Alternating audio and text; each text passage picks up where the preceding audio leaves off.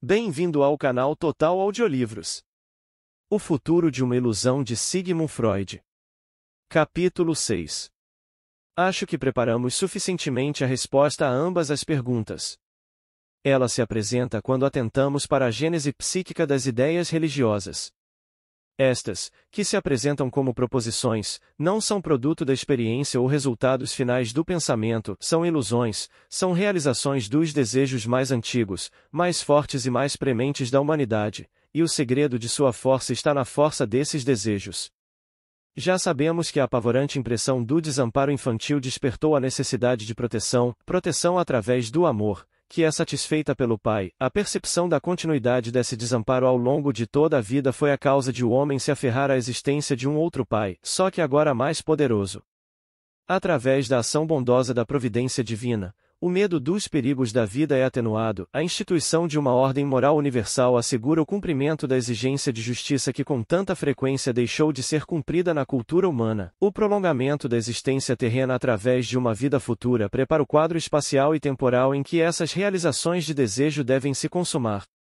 As respostas de questões enigmáticas para a curiosidade humana, como as da origem do mundo e da relação entre o físico e o psíquico, são elaboradas sob os pressupostos desse sistema. Para a psique individual, significam um imenso alívio que os conflitos da infância que se originam do complexo paterno, nunca inteiramente superados, lhe sejam tomados e levados a uma solução aceita por todos.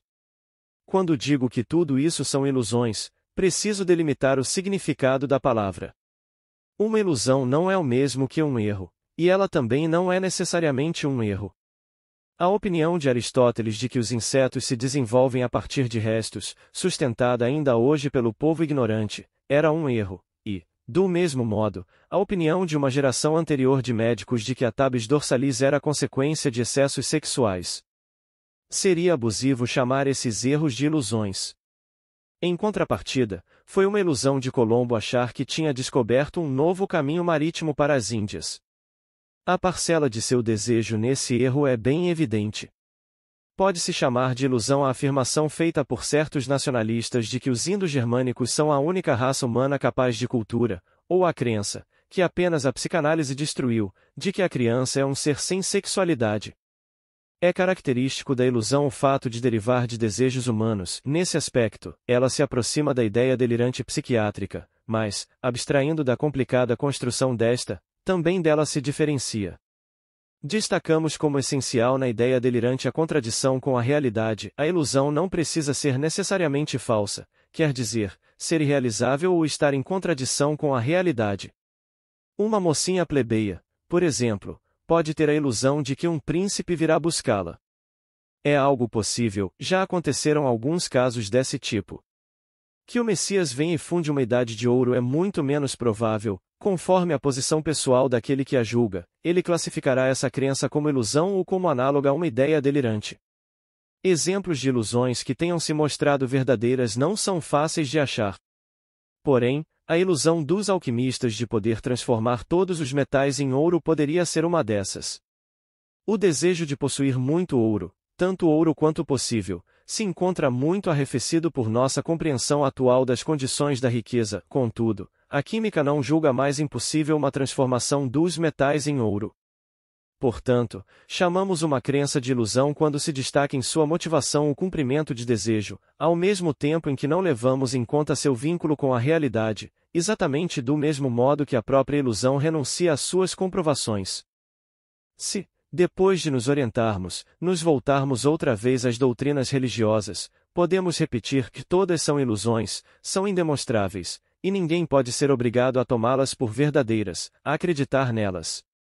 Algumas são tão inverossímeis, se encontram de tal modo em contradição com tudo que descobrimos arduamente sobre a realidade do mundo, que podem ser comparadas, considerando devidamente as diferenças psicológicas, às ideias delirantes. É impossível julgar o valor de realidade da maior parte delas. Assim como são indemonstráveis, também são irrefutáveis. Ainda sabemos muito pouco para nos aproximarmos delas criticamente. Os enigmas do mundo apenas lentamente se desvelam à nossa investigação. Há muitas perguntas que a ciência ainda não pode responder. O trabalho científico, porém, é para nós o único caminho que pode levar ao conhecimento da realidade fora de nós. Por outro lado, é apenas ilusão esperar alguma coisa da intuição e da meditação, elas nada podem nos dar senão informações, difíceis de interpretar, acerca de nossa própria vida psíquica, jamais acerca das perguntas cujas respostas são tão fáceis para as doutrinas religiosas. Introduzir o próprio arbítrio nas lacunas, e conforme opiniões pessoais, declarar esta ou aquela parte do sistema religioso mais ou menos aceitável seria sacrílego. Tais perguntas são importantes demais para tanto, poderíamos dizer, sagradas demais. Neste ponto, pode-se estar preparado para a seguinte objeção, e bem, se até os céticos encarniçados admitem que as asserções da religião não podem ser refutadas pelo entendimento, por que não devo acreditar nelas, visto que possuem tanto a seu favor a tradição, a concordância das pessoas e tudo o que há de consolador em seu conteúdo? Sim, por que não? Da mesma forma que ninguém pode ser forçado a crer, ninguém pode ser forçado a não crer. Mas que ninguém se compraza no auto-engano de que com tais justificativas está seguindo os caminhos do pensamento correto. Se a condenação de a desculpa esfarrapada acabe em algum lugar, então é aqui. Ignorância é ignorância, dela não deriva nenhum direito de acreditar em algo. Nenhum homem racional se comportará tão levianamente em outros assuntos nem se contentará com fundamentações tão miseráveis para seus juízos, para sua tomada de partido, ele se permite isso apenas em relação às coisas mais elevadas e mais sagradas. Na verdade, são apenas esforços para criar a ilusão, diante de si mesmo e dos outros, de que ainda se acredita na religião quando há muito já se está desligado dela. Quando se trata de questões de religião, as pessoas se tornam culpadas de todo tipo de insinceridade e maus hábitos intelectuais. Há filósofos que expandem o sentido das palavras até que estas mal conservem algo de seu sentido original, chamam de a Deus a qualquer abstração nebulosa que criaram e então são deístas, crentes em Deus, diante de todo o mundo, podem até se vangloriar por terem descoberto um conceito de Deus mais puro, mais elevado, embora o seu Deus seja apenas uma sombra sem substância e não mais a personalidade poderosa das doutrinas religiosas.